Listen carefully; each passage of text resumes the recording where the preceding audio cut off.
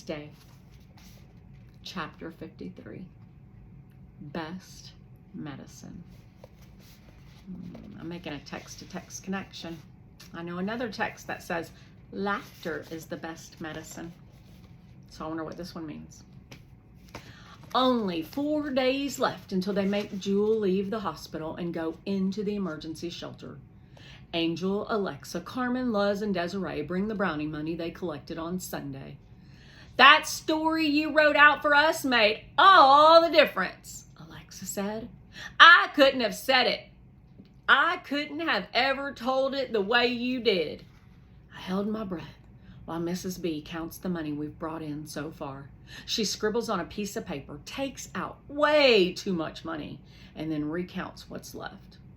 Well, Piper, she says, looks like you've cleared a little over $200. I quickly add in my head the money Mama's keeping that's come in separate from the brownie sales, Rick's donation, and the money Ree brings at night from the others. That's another $86. $286.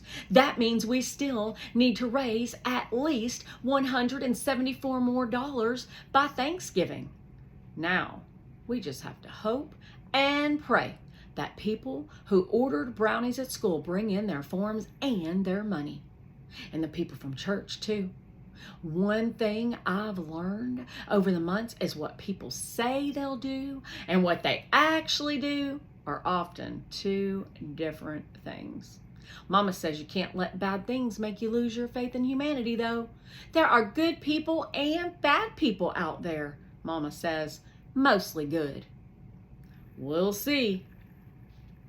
Mama comes into our room with a big smile on her face. She's been downstairs in the resource room filling out more job applications. Guess what I have, Miss Piper? She asked, pulling my finger out of my mouth. I hadn't even realized I was chewing on my nails. There's not much of them left. A job? I guess. Not yet, she said, but almost as good. She digs into the pocket of her jeans and hands me 2 envelopes. They both hold brownie order forms and money. Mama, I say, carefully stacking the bills, where did these come from?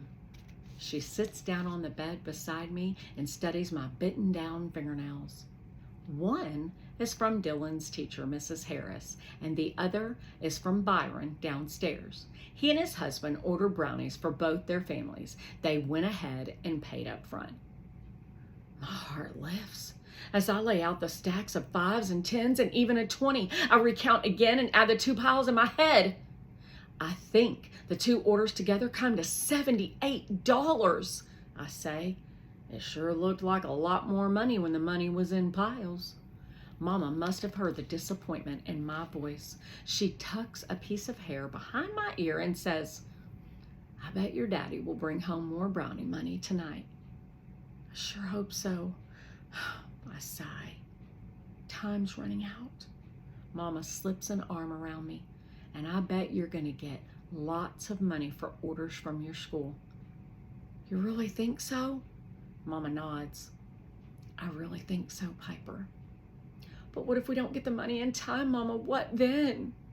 Mama frowns and gives me a very serious face. She shakes her finger at me. Now, Piper, what have I said? I blow out a breath. I know. Look at the donut instead of the hole. Right, Mama says. Mama takes my hand. I'll tell you what. Let's take that money and the order forms up to Mrs. Bailey and check on Dylan. He's playing with Chloe. Then, she says, we'll go over to the Humane Society. I think you need some baby time. I jump off the bed and grab Mama around the waist. Really and truly, we're going to go see baby? Mama laughs. Really and truly, baby girl.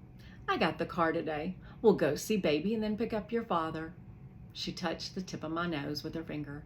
How does that sound? It sounds like the best medicine.